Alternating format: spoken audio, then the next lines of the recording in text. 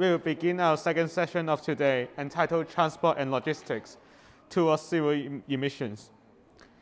To begin the session, may we invite Ms. Jessica Chen, Head of Sustainability, MTL Corporation Limited, to deliver her keynote presentation. Ms. Chen, please.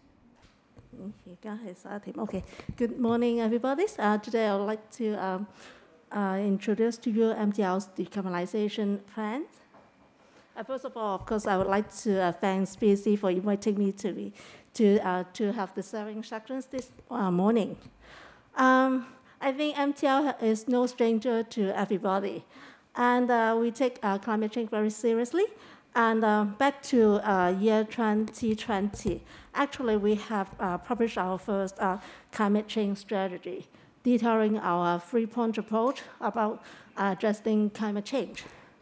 As you all know, MTL is a low-carbon transport network in Hong Kong.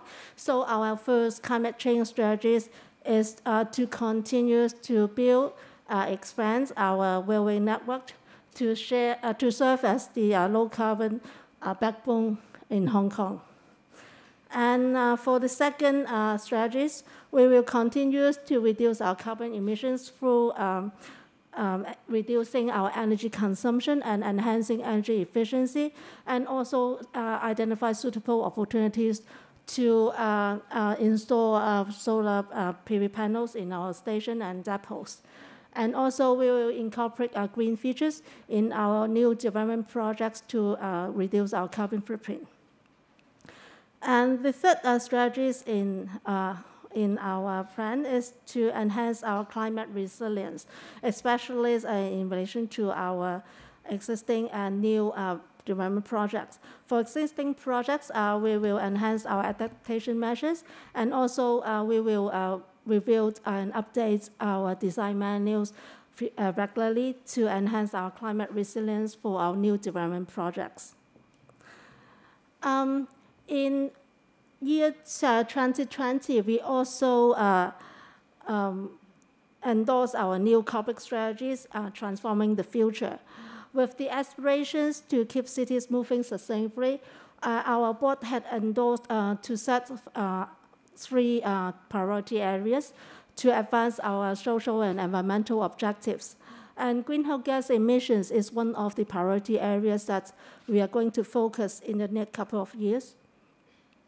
And under these three environmental and social objectives, we have developed a set of 35 KPI to manage and monitor our performance under these areas. And under this KPI, actually early this year, we have announced that we will be setting science-based targets for 2030 for our railway and property business in Hong Kong, covering Scope 1, 2, and 3 emissions, with a long-term goals of achieving carbon neutrality by 2050. To achieve this target, actually, we have launched a carbon reduction studies early last year, and to identify potential carbon reduction measures that we can adopt in our operation to achieve this target. Under the study, we have identified 4 key areas to help us to decarbonize. And actually, if you look at our carbon reduction, our carbon footprint, majority of our carbon emissions from our Scope 2 emissions, that is the energy consumption. So our effort will mainly focus on reducing our energy consumption and enhancing our energy efficiency. So these 4 major areas will be our main focus to reduce our carbon footprint. First of all, we will focus on energy reduction and enhancing energy efficiency, electrifying our fleet operations, and also explore potential areas to adopt more renewable energies, and also to identify potential areas that we can promote low carbon value chain. So basically, these are the major approach that we will adopt to achieve the carbon reduction targets. If you look at the energy reduction and energy efficiency enhancement, currently we are carrying out different projects. For example, we are conducting a large-scale chiller replacement project at our station and also depot, replacing over 150 chillers. in our premises. And hopefully, after completion of this project, we can reduce our energy consumption of our chiller consumption for about 30% when compared with 2017. And also, we adopt different types of energy-saving device in our premises. And in Hong Kong, we also adopt regenerative braking technologies in our operations. This is a technology to convert the kinetic energies from our train braking to electrical energy so that we can use it in the nearby train through the overhead power line.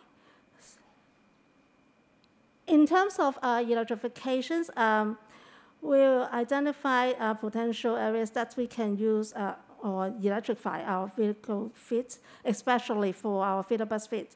And currently, we are purchasing one double-deck e-bus as a trial, and hopefully we can get it very soon. And also, we are committed to replace about half of our company vehicles in the next 5 years. And also, we will gradually electrify our locomotive for our engineering works. Regarding renewable energy, we have already installed solar PV panels in 2 of our office buildings. And also, we are installing different solar PV system in our heating station as a trial to see how it can fit into our operations. And some of our depots, we have already started the installation work of the solar PV system as well, like our Park Hang and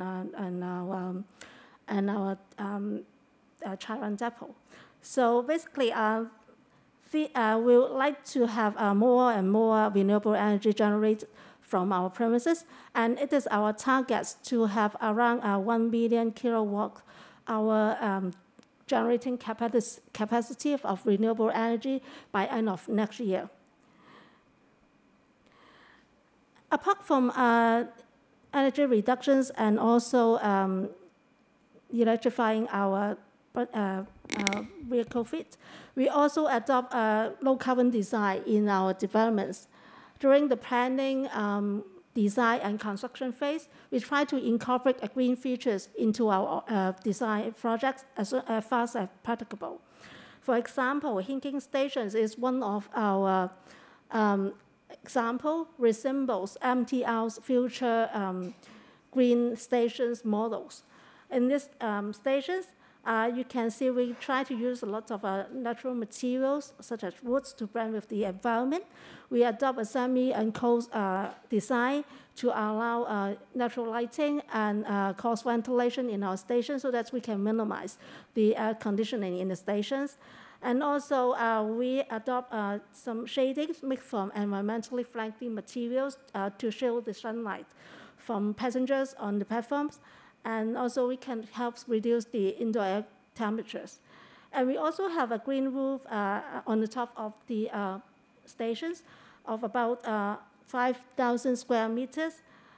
And we are trying a different PV solar system in the station as well, so that it will help us to see what kinds of system is more suitable to our operations. And all these green features have made Hinking Station and low-carbon stations in our network. And also, it became the first railway station in Asia to achieve BEC certification, which is a very wide, recognized sustainability assessment rating in the built environments. And we achieved a very good rating in BEC in use certifications. And apart from green building, we also adopt different waste management measures in our station and across our network.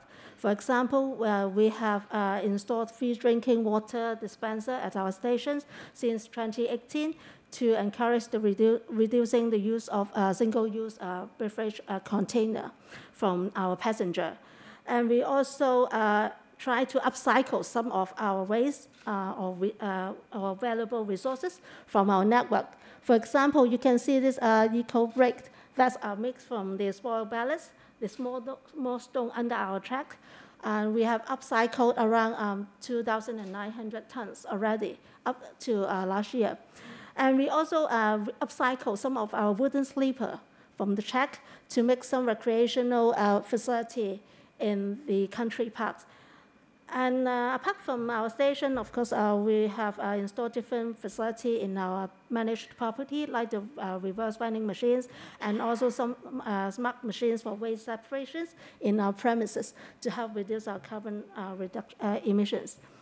And finally, apart from ourselves, we also actively promote low carbon activities within the community. For example, we have launched a carbon footprint challenges in our MTL mobile apps last year to encourage people taking MTL low carbon rides to redeem some rewards through the program. And also we have launched a standalone app called Carbon Wallet. This app encourages low carbon lifestyle from the communities. After practicing some low carbon activities, you can redeem, earn some points and then redeem the services and products from these apps. So hopefully we can engage more and more people to reduce the carbon footprint. And also we work with some startups. Last year we have working with this Carbonest Asia. It's an innovative and I think investment startups to help us to solve different innovative solutions to help us decarbonize our operations. And actually, the program had attracted over 140 startups submitting proposals to help us decarbonize. So basically, these are the information that I would like to share with you about the MTL's decarbonization plans in the coming years. Thank you.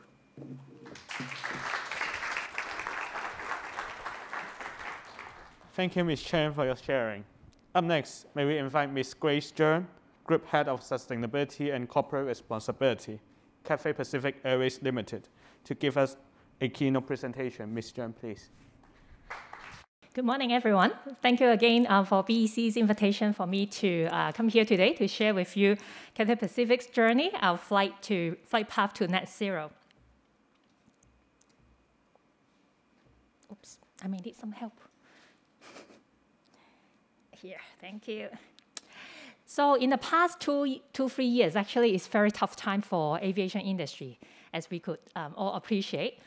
Even that, Cathay Pacific has made two very important commitments in the climate change area in the last 2 years. In 2020, we have made the commitment to reach net zero carbon emissions by 2050. And also, last year, we have set an interim target to make use of 10% of sustainable aviation fuel to power our flight by 2030 as an interim goal in support of our 2050 target. And why is it such a big deal, I would say? And today, that's what I want to share with you. Why is it such an important commitment that we've made? What are the challenges for airline industry to decarbonize aviation? And what's the Cathay Pacific journey? And most importantly, how is it related to all of you here for your business? So, decarbonizing aviation. Actually, I don't know what's your perception of the level of man-made carbon emissions from aviation. Before I show this chart in many occasions, many people thought, oh, is it 20%, 30%? Actually, it's much less. It's only 2 to 3% of global man-made greenhouse gas emissions back in 2018. But I think the level of attention aviation industry certainly make you feel like it's a much bigger contributor in greenhouse gas emissions. And actually, they may not be completely wrong because, to be honest, if nothing is done by international aviation at all, the World Economic Forum's projection was that aviation's emission would grow to up to 22% by 2050. Because the remaining carbon emission from the ground, which already have existing technology to decarbonize, would help really shrinking the emissions from other sectors. While aviation faces some unique challenges, making it one of the most hard-to-abate sector. But the good news is that at the industry level, at UN, the ICAO special body governing international aviations, the industry has made the pledge and actually supported with governments in the UN for the whole international aviation to meet the net zero goal by 2050. So with that very important backing from policymaker, we're confident that that can be done, and you'll never see that share of carbon emissions from international aviation. But why is it so difficult? I think it's really down to physics. If you need to lift a heavy aircraft with a few hundred passengers with your luggages and flying all the way from, let's say, Hong Kong to United States with over 10, 12 hours of flights, it needs that high density energy level to power the flight and bring it through the oceans. And it's not something that we can just sort of like with a magic wand that can come back. And that's why electrification of flight, while it may sound like an obvious solution when you look at the ground operation, is not such a viable solution for aviation. Our sort of like next, I think, breakthrough in really decarbonizing aviation is to look at new type of energy, new powered flight. This very sexy aircraft you see is the concept drawing from Airbus, released about a year ago. And this aircraft would be able to carry about 100 passengers, would be enough to fly you from Hong Kong to Tokyo, but definitely not good enough to fly you anywhere to North America or Europe. So the industry's expectation is that after a comprehensive study conducted by ATAG, an industry think tank, after talking to Airbus, Boeing, all our engine manufacturers, etc., the industry projection is that before 2050, for anything flying the long haul, which actually a lot of the Hong Kong businesses would require, down at the bottom two rows, you could see leading up all the way to 2050.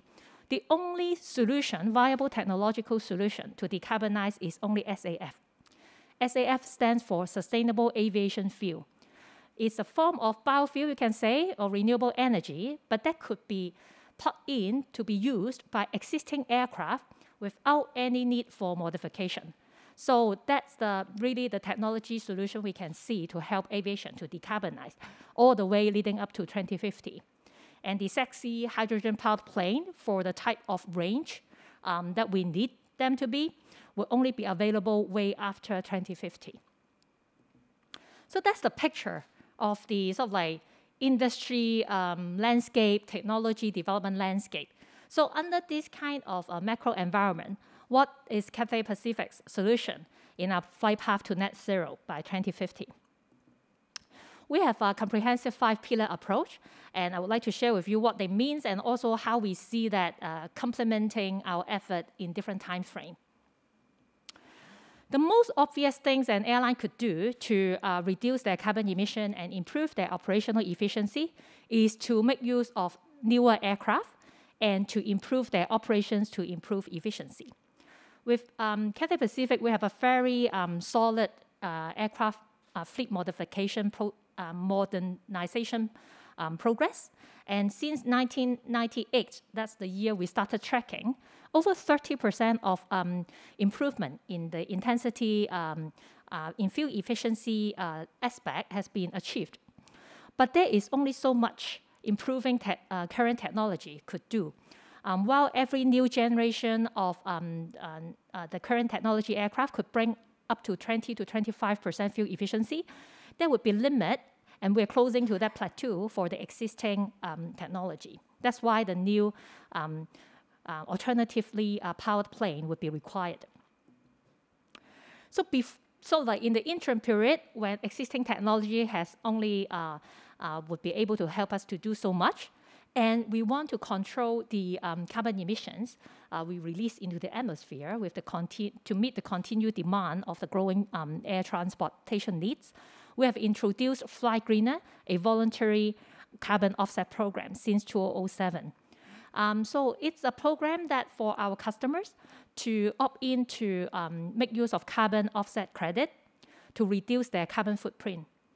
Also, at the same time when we launched this program, Cathay Pacific have been offsetting all the carbon emissions resulted from our own business travel, from our employees, by this program. And since the launch of the program, over 300,000 tons of CO2 have been offset.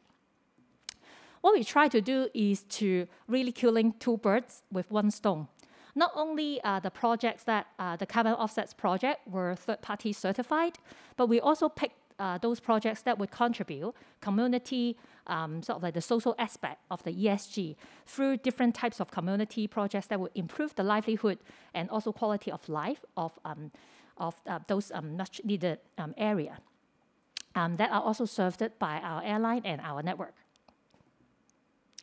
But the most important of all, as I mentioned earlier, we need a significant scale up of sustainable aviation fuel to really decarbonize our operation from now and in the next 3 decades.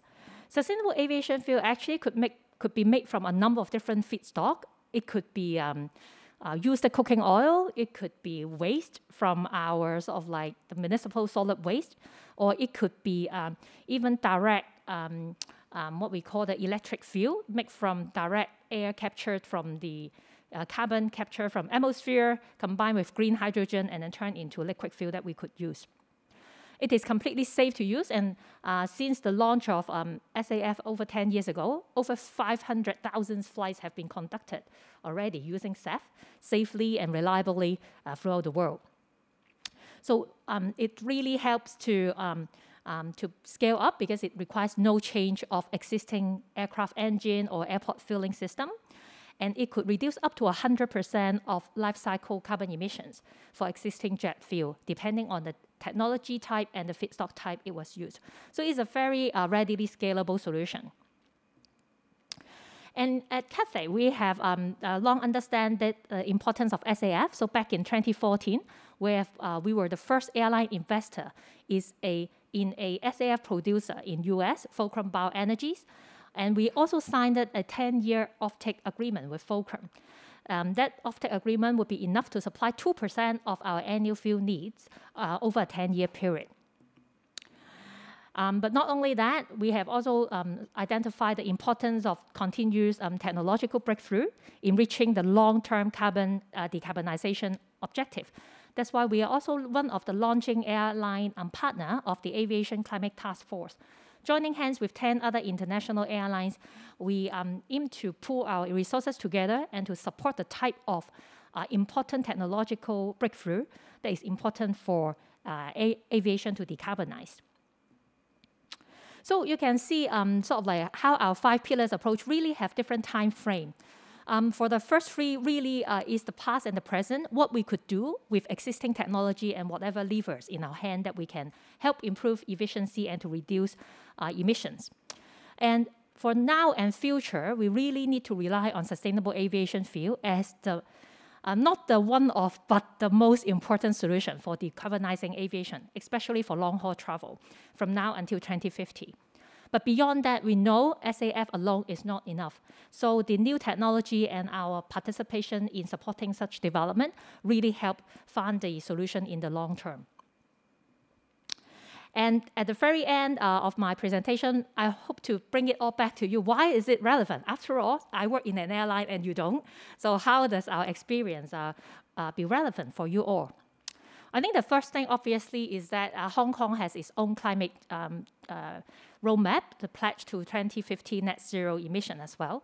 So we all need to think of our own way and in different time frame, time zone to think about our own decarbonization roadmap.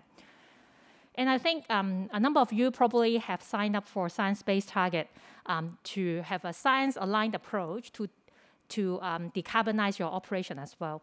And for those of you who have done so, if you do conduct business travel or make use of air freight services as part of your product and service, then what we have on offer would be relevant for you as well because it's part of the SBTi requirement for you to reach certain reduction for your indirect emission related to aviation services consumed as well. So what we have done is to launch a corporate SAF program earlier this year. This is the first major program in Asia. And by signing up the 8 launch customers, they have made financial contribution to bridge the price gap between fossil fuel and SAF, enabling airlines like us to use more SAF. While we reduce our direct emissions, the indirect emissions credits go to our corporate clients so that they could reduce their Scope 3 emission as well. And this program is sort of like we're looking for new clients in continue to expand it for 23 onwards. So any interested parties will welcome to work with you as well. and to support all our corporate clients to understand their carbon footprint and to reduce their carbon emissions related to air travel. We will be offering this carbon emissions dashboard to all our corporate clients, rolling out soon in the next few weeks, that they could see clearly what's their flights on us and the related carbon emissions, and that if they want to make use of the Fly Greener program for carbon offset, what's the equivalent sort of like amount, they could do so readily with our team. So that's all I have shared for this part for today, and look forward to sharing more during the panel discussion. Thank you. Thank you, Ms. Zhang, for your sharing. Up next, may we invite Mr. Karim Fases, Head of Decarbonization, China AP Moller Maersk, to give us a keynote presentation. Mr. Fases, please. Yeah, good morning, everyone. I'm Karim Fases, heading decarbonization for Maersk in China. Unfortunately, I cannot be physically present, being based in Beijing. You might know that we still have important restrictions, but let's hope we can meet again soon in the near future. Yeah, let's get started. So next slide, please. Let's start with the problem statements. Our industry is responsible for a very large proportion of CO2 emitted every year. As an industry, we are every year emitting about 3.5 billion tons of CO2. And while it is still the most energy efficient way to move goods, shipping itself emits 3% of global CO2. Maersk alone, with more than 700 container vessels, emits 0.1% of total global CO2 emission. And that's why we need to take action. Reason why we emit so much is because we are burning more than 10 million tons of fuel, which is basically the equivalent of 1 day of yearly global fuel oil production. And therefore, in Maersk, we also recognize that there is a huge task ahead of us in terms of bringing that figure close to zero. Next slide, please. Actually, we started looking at decarbonizing our activities back in 2008. And since then, based on traditional technology, we've been able to reduce our emissions by 47%. But in this journey, we have also come to realize that there are limits on how much we can reduce our emissions if only relying on existing technologies.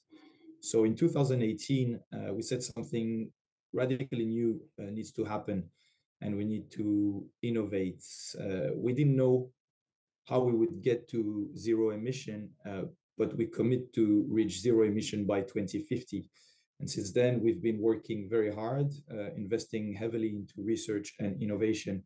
And last year, we were comfortable enough with the progress we made in technology to actually advance our 2050 aspiration by a decade to 2040. Next slide, please. So our ambition now is to be a net zero emission company by 2040. And to reach this objective, we have released intermediate 2030 targets across our different business lines. Next slide, please. And so our roadmap towards net zero in 2040 is now released, and our entire organization is working at full speed and with full commitments to make sure we make the present decade the decade of action to make sure we reach our targets. So next slide, please. How are we going to get there?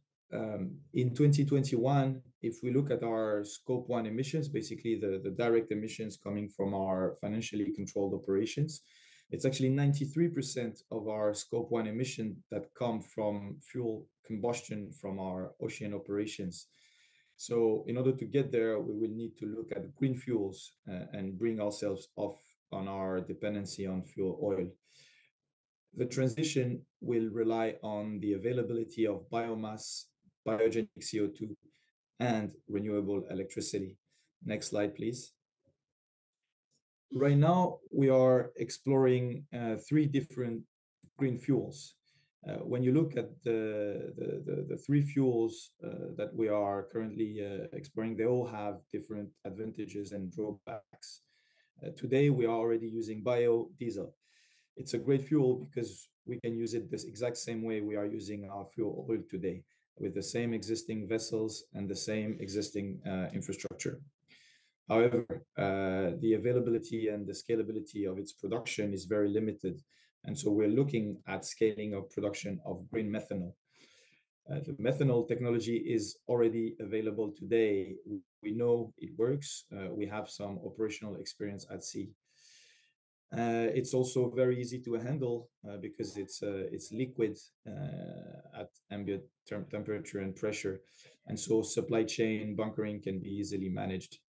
With methanol, we will also be able to retrofit our existing vessels at a reasonable cost. We believe that actually biomethanol in the short to medium term will be the cheapest option for us. Now, looking into the future, ammonia could also be a perfect fuel. It has great scale potential, and we believe we will be able to drive down the cost over time. The issue, however, with ammonia is that the technology is not ready yet. There's no engines that are developed, and it's also highly toxic, which creates, of course, issue both in terms of environment, but also for the seafarers on board. Next slide, please. And those new green fuels are actually not enough. We need to build an entire new ecosystem. And for the players involved into the upstream of these new value chain, for them to start investing in this new infrastructure, we also needed to show a tangible demand. Next slide, please. And so basically to break this chicken and egg dilemma, we did order the first vessels even before the green methanol infrastructure was in place. Next slide, please. So this is basically a rendering of the new methanol vessels we ordered. It's a completely new design that also has 20% more energy efficiency compared to the current industry standard. Next slide, please. And now that we have ordered these vessels, the challenge ahead of us is to source the fuel. Methanol as a chemical is actually a very mature industry, but green methanol, and green the way we define it as a green fuel, does barely exist. If you look at 2021, the global production was of 30,000 tons per year, while we actually need 500,000 tons per year by 2025, only with our current orders. And we would need 20 million tons per year by 2040 for our entire fleet if it was all running on methanol. That's basically 700 times current global production, and that's only Maersk. You might have heard that other logistics and shipping companies have also made an announcement that they are now also going into methanol. The good news is that with next slide, please. The good news is that we've already built strong partnerships throughout the world to meet our 2025 demands. But as we can see also on the right-hand side, just looking at 2030, our demand will increase massively as we execute on our roadmap. And so we need to build additional large-scale partnerships in order to scale up our green methanol supply in the coming years. Yeah, thank you very much for your attention, and happy to discuss in the panel.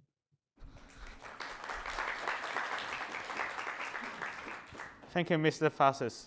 Please remain for the panel discussion. Moving on, we are pleased to have Mr. Molinar, Head of BEC Policy and Research Team, to moderate the discussion. Similar to the previous session, online participants are welcome to use the Q&A box if you have any questions for our speakers. For audience in the room, please raise your hands and we will pass you the mic. I will now pass the time to you. Merlin, please. Thank you again. This is your moderator, Merlin. First, we would like to invite our panelists onto the stage, including Jessica, Grace, Kahim online, and we also have Christy Tan from the Airport Authority Hong Kong, and also Craig Tuckerman from DHL to join us on the panel. Please give them a round of applause. Thank you. So let me try to structure the discussion because we have a representative from different sectors. And to start with maybe some science and number, right? Hong Kong, according to the Hong Kong government, the inventory of transport emission is 20% right now. But in reality, it's only fuel-based. That means if you use electricity, it doesn't count in the 20%, from my knowledge. And also, technically, we touch upon quite a bit about international. Hong Kong is an international trading hub. So we have a lot of like transaction and logistics going on. So a lot of the emissions actually happen, maybe not in the government portfolio, but as a company perspective, you are under a lot of pressure. So that's just a little bit about the background. To start with, I want to give the floor to two panelists who haven't spoken yet. But first, maybe to Christy first. We know actually AA has a net zero target already. But what is, I shouldn't use the word fascinating, but what is AA trying to do more is in a sense to engage not just its own operation, but also on the business partners. So Christy, maybe you can take a few minutes to elaborate the work that you are doing. Sure. Yeah. Thank you, Merlin. And yeah, thank you so much for inviting me to be here today. I appreciate the invitation. And my name is Christy Tan. I'm the Senior Manager for Climate Resilience at the Airport Authority Hong Kong. And I just want to give you some background on the HKAA Carbon Reduction Program. And to start with, I guess I should set the scene to say that at the Airport Authority, we've actually been working with our business partners for nearly 15 years now on carbon reduction and carbon pledges. We've already implemented 2 short-term carbon intensity 5-year pledges from 2010 to 2020.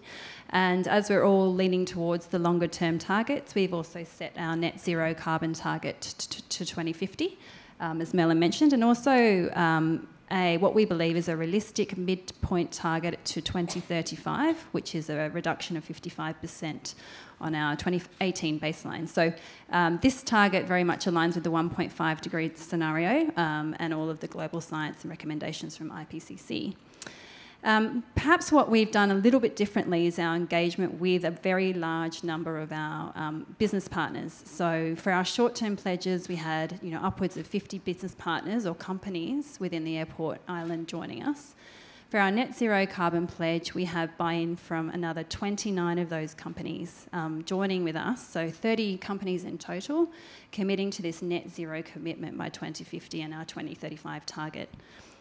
And the reason we focus so much on the business partners is because they actually comprise of around nearly more than 50% of our ground emission footprint. So it's really important that we don't isolate ourselves from the business community. In fact, we embrace them when we develop our environmental programs, and we actually take a lot of effort in designing those programs to be very specific and tailored to that community.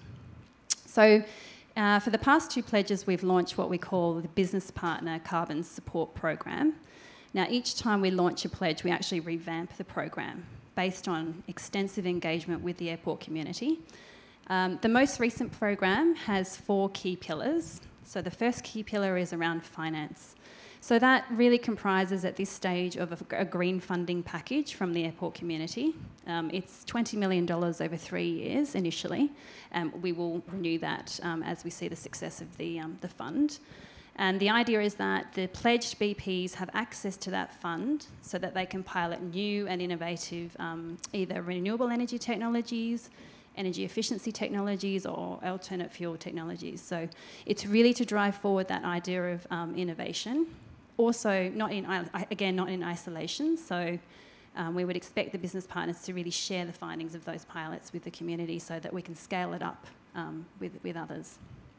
And then the second pillar is around governance. So we have a very structured governance process where we engage at different levels with the business companies, the business partners. So we have, pre-COVID, a CEO roundtable. Unfortunately, COVID has delayed this in the last 2 years, but the idea is really that we bring the business leaders of the airport community together, and they discuss that high-level business case around carbon reduction, and particularly maybe some transparency around the barriers for us as well as the solutions. And again, we have that same level of discussion with HKA leaders. So we have 10 business partners joining us in a leaders group, heads of sustainability like Grace, coming to talk with us about some of the solutions and issues and problems that we face within the airport. We also engage at the working level. We have technical working groups where we bring together the technical experts who know a lot more about the issues on the ground, and we try to sort of encourage that sort of sharing of information around what could we trial and pilot in terms of technologies in the airport. The third pillar is around technology and innovation. So we do understand that there can be some resource limits within some of the companies. There are lots of different carbon journeys that these companies are undertaking. So what we want to do is streamline the efforts for piloting, evaluating and assessing new technologies. And so we take the lead in the technology groups to try and facilitate that. And the final aspect would be capacity building. And again, this is a very important pillar for us. We've partnered with the Business Environment Council, actually, working with Merlin and his team, to create a very tailored 3-year training program for the business community at the airport. And we work very closely on engaging with the stakeholders to understand how we can actually build that capacity within the airport. So recently we've run nearly 5 events. Our 5th event is coming up in December. So 5 free events a year for the business partners. And we try and give them the tools to really drive forward the community to a low-carbon airport. So that's how we're working with our business partners. Thank you for the nice summary. I would like to pass it to Craig. So if I'm not mistaken, DHL has committed a global level net zero target, SBT. So essentially, what are you considering in the short, medium and long term? And particularly now you're in Hong Kong, so what kind of actions that you trigger in Hong Kong? Thank you.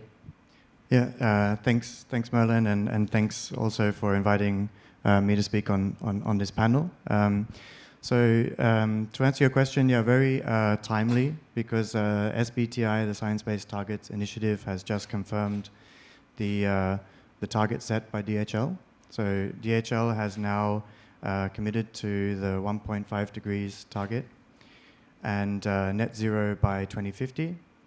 And our 2030 target is to reduce our Scope 1 and 2 emissions by 42%, our Scope 3 emissions by 25%. And these are really aggressive targets, actually, and they've been accepted by SBTI. The reason they're very aggressive targets is because DHL is the world's largest logistics company. I'm sure you've all seen our vehicles and you use DHL to send parcels, but we are active in 220 countries around the world with 570,000 employees globally. So we have quite a large scale of operations. And the challenge for us is that DHL is moving all of this cargo around the world on ships, so following from what Karim mentioned, and on aircraft for air freight, and using our own aircraft as well, our own planes. So the challenge we face is that we're moving a lot of cargo globally. We saw earlier that global air freight emissions are around 2% of global GHG emissions, sea freight around 3%, but we estimate globally logistics and transportation is around 8% of global GHG emissions. So this is a significant challenge. And we looked at this and we thought, how can we accelerate change within the logistics and transportation industry as the industry leader?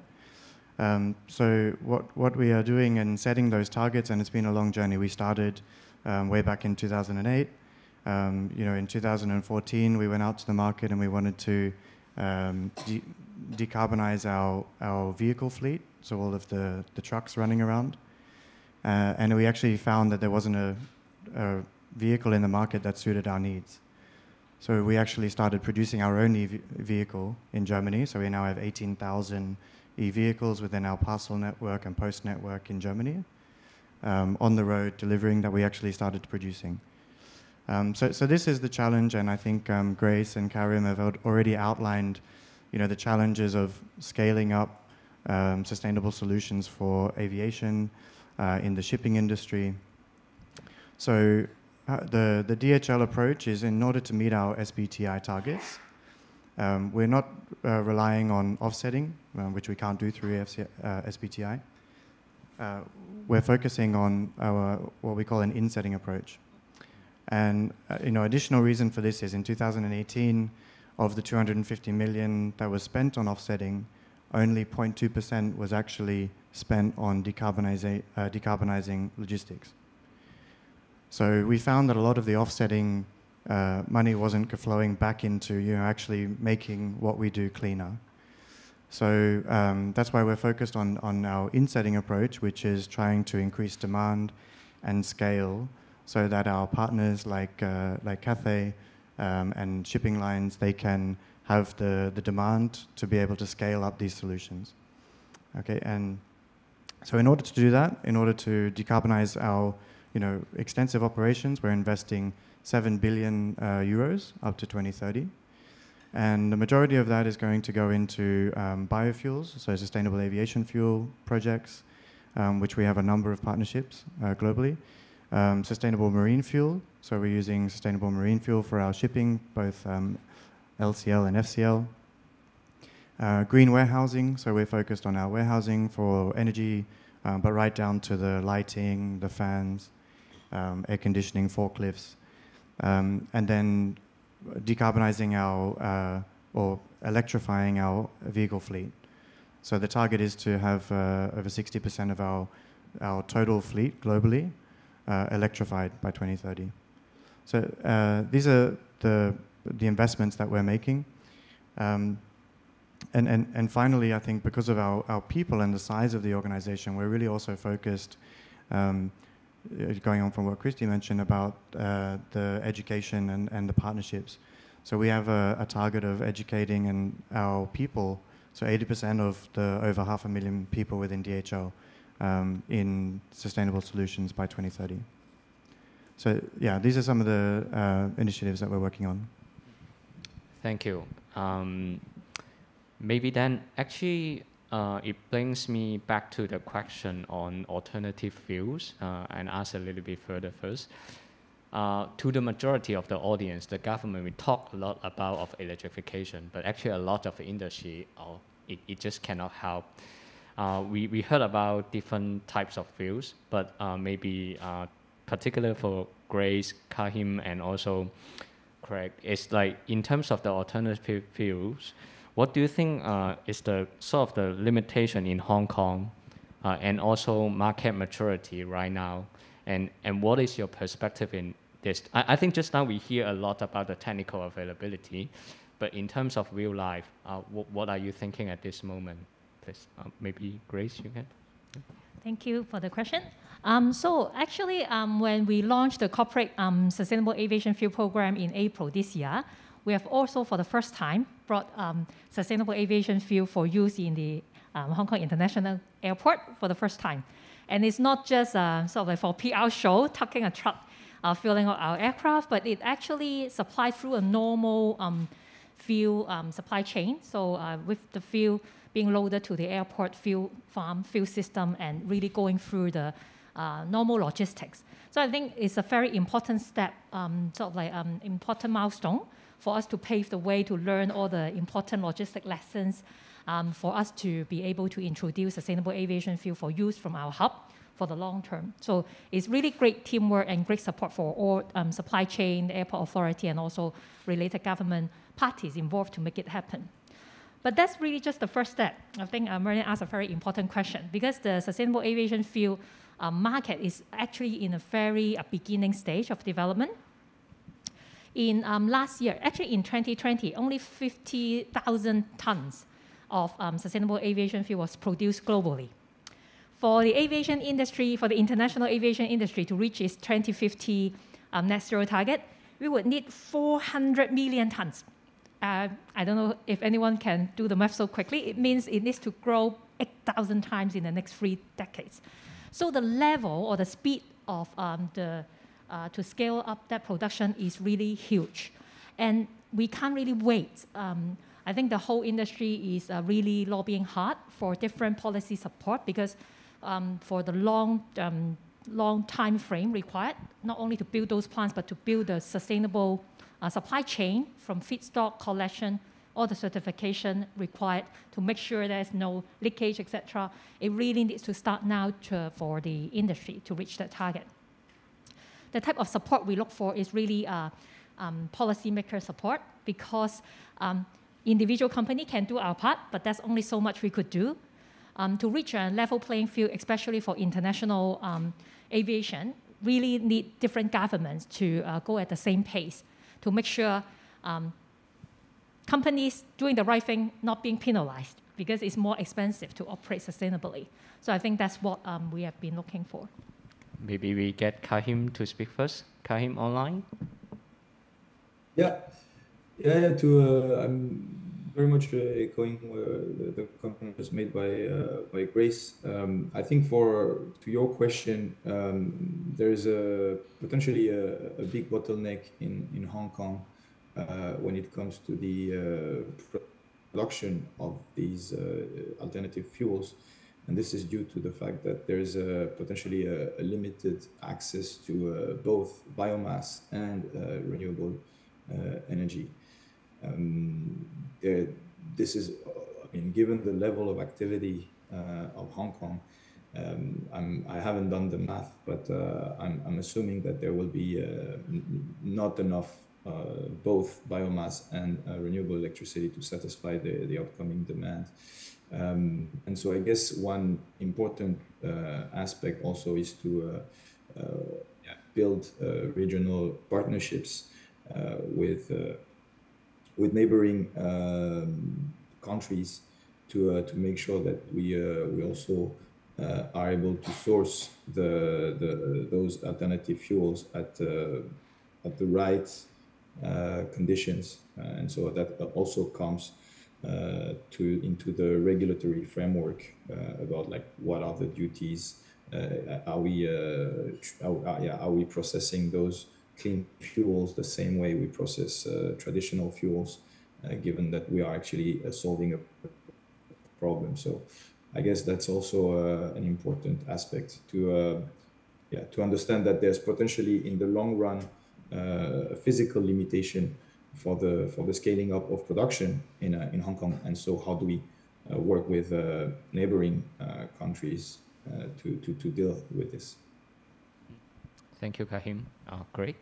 Yeah, thanks, Merlin. So I think just to echo what Grace and Karim have mentioned, it's really about partnerships and policy. So I think they both mentioned in their keynotes about the availability of the sustainable aviation fuel or the fuels that Karim mentioned, right? So methanol and ammonia. Really, we need to have that infrastructure available, and that's going to require investment and partnerships from industry players, but also policy from government, right, to make those fuels available. Hong Kong is a relatively small place, right? So to Karim's point, regional partnerships, Greater Bay Area, these are going to be important ways for us to get the available biofuels or alternative fuels available. And then looking at another area, so on trucking and local delivery. So electrifying local delivery fleets for parcels, for e-commerce. That's available now, and that's something that we're committed to doing. But more on the long haul, so the infrastructure isn't really there for even citywide truck delivery, because you'd need larger trucks, and then you need the charging infrastructure. So all of that is only going to come about through investment from the industry players like us here on the panel, but also the business community. by investing and helping to create that demand and inset, and then also policy from government to create the infrastructure, right, so that we can integrate within the region, because we're all involved in whether it's shipping, aviation, in cross-border or global transportation, right? Yeah, if I may recap, I think alternative fuel is not something Hong Kong itself can deal with. It's just too much technology, too much demand and supply issue, and government needs to know more about this. But in terms of electrification, I think the government, mindset is on track, and they just need to be informed about, what kind of infrastructure I need to build about this. So for this point, I think electrification is going in the right direction. But then let me take the opportunity to turn a little bit to Jessica and also Christy. So Hong Kong is a transit-oriented city. No one would disagree on that, and very good. And actually, the policy address also give more confidence to MTR and others' operation in future by expanding the railway network. And on the other hand, the airport have the third runway, and so we can see a personal growth factor. And for those of us working in sustainability, how do you see this growth, like person capacity growth factor, would affect your decarbonization roadmap and plan? And how do you actually take this into account when you plan or when you deal with the senior management? So maybe Jessica, you can share with us some insight first. Yeah, you're quite right that MTL is a low carbon transport mode. If you look at the energy and use data, it only accounts for 3.5%, of the energy and use. So as compared with the road traffic, it is much more, low carbon. And well, actually, we work along in this line when we plan ahead for our decarbonization roadmap. As you can see from our climate change strategies, this is the first top priority that we will work on to, build and operate and, expand our networks to support the low carbon transportation backbones in Hong Kong. And of course, when you look at the real data, the absolute increments of the carbon emissions of our operations, as we expand, of course, the carbon emissions will expand as well. And we have actually launched our new line, our Tuma line, and also the Eastwell Coast Harbour extension in the past 2 years, and it did increase the carbon emissions of our operations. And so when we plan for our science-based targets, we already take it into account, project our future expansion due to the new railway, expansion, and also our property portfolios, and see how we can do it, as much as practicable. And for our own operation, for now, we will focus on, energy reductions, because all our, EMU are driven by power, by electricity. So this is, we have no choice to reduce our carbon emissions through electricity reduction. But then for our future new railway developments, we will focus more on the design and planning phase. As you can see, our Hinking Station, we have already incorporated some of the green features in the asset developments, like the semi-enclosed design to allow more natural lighting and cross ventilation. It can highly reduce our electricity consumption for our air conditioner within the stations.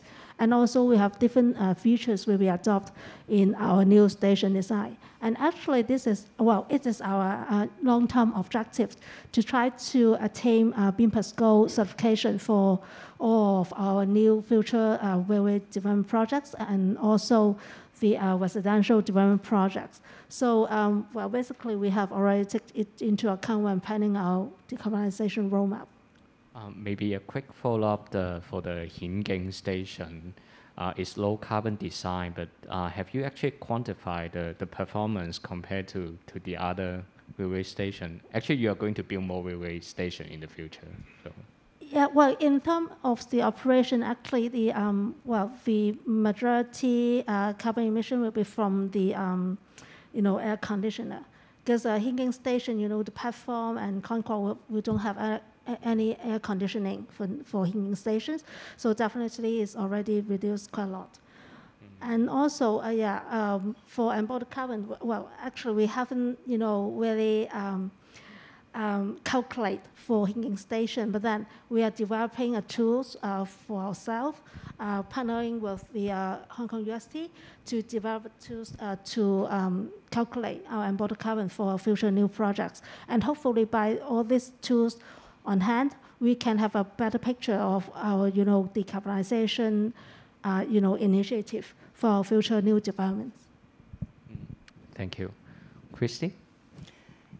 It's quite a similar approach, but I guess with the airport, it's when we look at the carbon modelling that we've done for both AA and the 29 business partners, obviously during COVID there was quite a big downward decrease in emissions in the last 2 years. So for us, what we see in our model is an increasing emission and hopefully not back up to our baseline, which is our aim. And our objective is really to have a green recovery. So in that sense, we are trying to decarbonise our key activities across our operation and across our business partners' operations as we increase the passenger and cargo flight movements. So we have a very strong emphasis on that, and particularly the concept of green recovery. The last 2 years, despite COVID, has not been a year of deprioritisation for carbon particularly. Actually, we've probably done more of our strategic work in the last 2 years and more of our focus on implementing and piloting new energy efficiency and alternate fuel initiatives than before. So in that sense, I think we are using this time to pilot those initiatives that will enable us not to increase our emissions to what it would be under a business as usual situation. In saying that, we've also set some interim goals. So we will be opening third runway, of course. The capacity won't be 100% at the beginning. And so we have a goal for the whole community that's pledged with us to have no emission growth at 2024. And we've actually modelled this using a variety of different reduction initiatives, both for the Airport Authority and also the business partners. So we have some level of certainty that we do want to plateau in our growth in 2024. Perhaps we will be stable for a period of time while we continue to implement some of those piloted initiatives. And then we have a commitment to decrease our emissions from 2028. So the green recovery is not just a statement that I would make. I would say it's based on a model. It's based on the reduction initiatives that we intend and are already implementing. And I think this will enable us to genuinely reach our 2035 target. Yes, similar to Jessica, I probably would supplement that we have, things like energy efficient chillers that we've already replaced in the terminal, and green certifications for building. In the interest of time, I'll probably... I will extend the time, don't worry, for another 5 minutes. Okay. Yeah. Grace, you want to add 1 or 2 words? How does Cathay think about this question? I think actually for us, the actual recovery has started, so that's good. So we are looking at operating by about 1/3 of our pre-COVID capacity by end of this year, and reaching to about 70% of our pre-COVID capacity by end next year.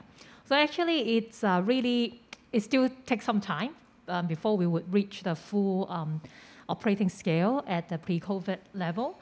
But while we bring back our aircraft to continue our operation, it's really the green recovery concept that Christy mentioned that we are looking at. So definitely when we bring back aircraft, those more fuel-efficient aircraft will come through first. And then in the past few years, besides climate change work, we've also worked on a number of those waste reduction initiatives. Actually, those also have climate change impact. As you reduce the use of plastic, their sort of like carbon footprint also got reduced as well. So those are all the other efforts that we have been building in to bring back green recovery. But having said all that, the key solution is still hinges on the use of sustainable aviation fuel, and that will remain our priority for the number of years to come. We hear the message, yes. I have, another question, but let me turn it to the floor and online. There are a few questions online, and of course, I will see if anyone on the floor has any questions first. Anyone? If no, I go online. Okay, I'll go online first. 3 questions. Maybe to Craig first. I think you mentioned about delivery, last mile. In Europe, I have seen a lot using bicycle and different ways. How do you see the landscape in Hong Kong on this electrification or strengthening this local delivery piece? You mentioned a little bit just now, but the audience wants some elaboration on this. Yeah, thanks, Merlin, and thanks for the question. So I think for Hong Kong, we have, you'll see on the streets a large number of electric vehicles, like private cars. So there is a move towards the electrification of the vehicle transportation in Hong Kong. There's an opportunity here for electrifying the parcel delivery, or using bicycle or different other, that you see in Hong Kong, that a lot of the deliveries are done by a truck and then they get out and deliver with the trolleys, right? So that parcel delivery network can be electrified, but as I mentioned, when it comes to trucks, so if we're talking about from the ports and for longer, cross-border trucking, which is a huge portion of the transportation in Hong Kong, that becomes more difficult without a significant investment.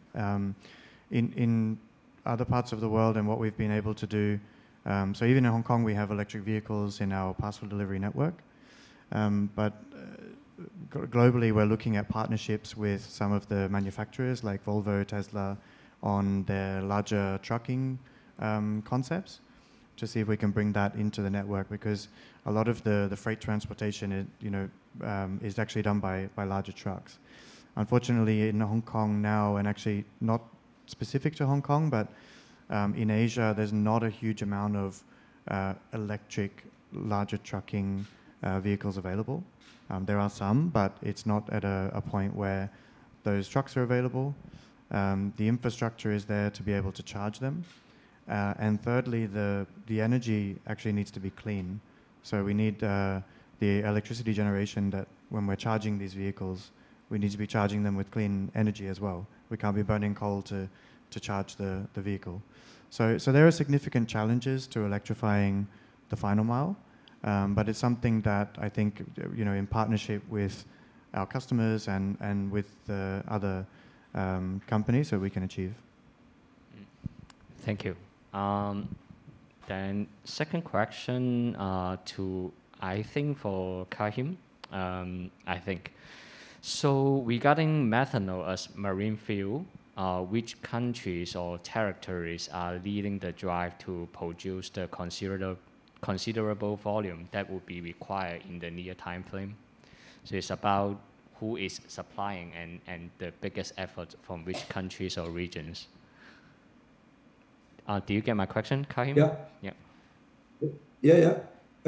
So here, I guess it's something pretty different from the traditional fuels. Like countries that used to be heavy exporters are probably not the very well positioned to be the upcoming leaders. It's actually countries where you have big access to biomass, large amount of biomass and cheap renewable electricity. And so I guess here, there's a huge opportunity for China, for India, Australia. I guess that these are 3 countries that will run the show in the long run for those green fuels. That of course comes with the necessary regulatory framework and the investment in infrastructure. Right now, what we observe also is that, for instance, the US, they've taken some very strong actions in terms of incentivizing the production of green hydrogen with the H2 production tax credits. And that makes even though they don't have the as ideal conditions as Australia, China, or India, it makes their currently their H2, their green hydrogen, very competitive globally. And so I guess there's also an element of, especially in the ramp up phase, to for government who wants to seriously take on this role of leading the upcoming green fuel industry. There's probably a need to put up some incentives. Thank you. For this green fuel, or whether from methanol or green hydrogen, I wrote a LinkedIn post yesterday, but technically about the way you get the hydrogen or the way you get the green fuel is still very muddling. Many people talk about hydrogen economy, but doesn't really talk about the way it comes from. But for those like us who are very serious about the topic, I definitely will organize more sections to talk about this later. And there's one more question. Maybe Grace very brief to answer this. It's a technical question. So the audience is wondering what percentage of Cathay's fleet is currently under SAF compatible of using SAF. Is it same? So actually, 100% of every aircraft you fly internationally is compatible to use sustainable aviation fuel, because sustainable aviation fuel need to be tested and certified for safely used by existing aircraft technology. So actually, you may have flown on a flight or two using some form of SAF. But we don't know, right? Okay, then almost coming to the end of the part, I saved my last question and try to connect. Most of you may not be here in the last section, but in the last section, we actually discussed about the innovation and technology required for Hong Kong to actually going towards net zero transition. From your expertise, from your work, maybe 1 minute each from each one of you, saying what kind of innovation and technology that you think Hong Kong need, or you think that actually helps your organization to massively decarbonize. Anyone can start with, or Jessica, or anyone. Well, I think definitely we need some innovative solutions to achieve, net zero. For us, I've mentioned in my presentation that we have engaged startups to help us to source different, innovative solutions to help us decarbonize. I think this is important because I think most of us have already adopted, the market available technologies to help us decarbonize. What we need to do is explore more, to identify more, so that we can decarbonize faster. Thank you. We just go with the flow, Grace. Yeah. So Merlin would say that I sound like a broken record since sustainable aviation fuel is so important for us. I think Hong Kong can still play a role, even though we know the limitation that we may not be able to produce a lot of SAF locally. But it's a very new technology, and there is still new pathway, new production pathway being certified. Even in the past 2-3 years is another 2-3 pathways being approved, and more could come. And the technology required to increase the efficiency to make it more commercially viable is also very important. So all those research and sort of like development in those area could really help decarbonize aviation as well. Thank you. Thank you. Christy? I have two quick ones. The first one is on alternative fuels. We have looked into renewable diesel actually, and it's a fuel that we want to adopt as a transition fuel, especially for those heavy-duty vehicles that are very hard to electrify. So at the moment, there is a supply, coming out of certain areas, regions of the world, but it is a challenge to import them. So I would say having more options on alternate fuels within Hong Kong, not just for aircraft, but also on the ground, to complement the electrification and possible hydrogen-fueled vehicles would be one. And the second one is when we look into our footprint, we see from an energy perspective that air conditioning is obviously a large proportion. Our technical services team has done a wonderful job, I think. I'm not claiming the credit. It was not my initiative, but they're actually using data analytics to and an air conditioning predictive control system to use real-time passenger data alongside real-time weather data to control the air conditioning within our terminal. And of course, within the terminal, air conditioning is around 50%. So it's very significant that we can actually moderate the air conditioning in line with what's coming in through the passengers and what kind of weather that we would expect to come as well. So those kind of sort of really innovative and inventive solutions, I think, are coming from all of these great technical teams on the ground, and I think we should really continue to encourage that.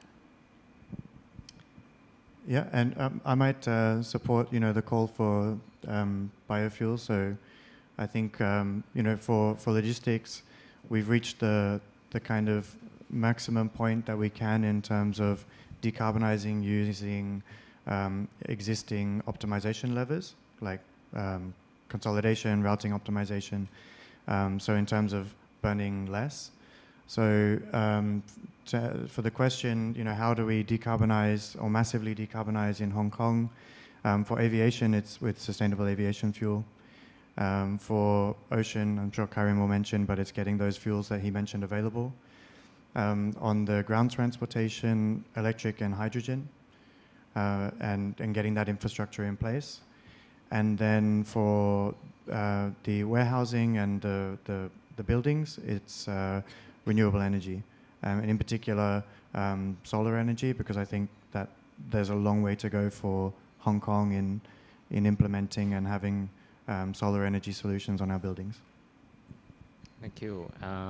Kahim, you are the last one. Some works for us? All right. Yeah. Yeah, well, yeah. So basically, I think now through the presentations today, I think we all realize that the globally in Hong Kong, the businesses as well as their upstream, downstream suppliers, clients, along with the investment community, they are all ready for to take the necessary actions. And now it's very much about, of course, we have let's say the long term 2050, 2040. We have the interim target 2030. I think now we need also like more granularity on the short term with tangible actions, and especially when it comes to some of the bottlenecks in these new ecosystems. And some of the bottlenecks are with governments. So I think here I would say that one thing that needs to be done for the local authorities is to look at these new ecosystems, no matter if it's for alternative fuels or renewable electricity, and look at where the government can be potentially a bottleneck at the very early stage of permitting, or is it at the bunkering interface? These are potentially areas where also government need to have these short-term super high granularity roadmap, and that's super important. Thank you. Thank you very much for everyone. Sorry again for overrun for 10 minutes. I think I would not really summarize, because we touch upon a lot of different areas, but basically my last word is the government has the action plan, but apparently when we go into the transport, it's still high level. And Kahim mentioned we need granularity in different sectors, and that's why we also plan today's discussion in different sections and different sectors. So any summary we will write up later in our topical digest and share with the audience. With this, I would like to close the panel, and please again give our audience a round of applause. Thank you very much. Thank you, Kahim. Thank you. Bye-bye. Thank you to our speakers and moderators for the informative sharing.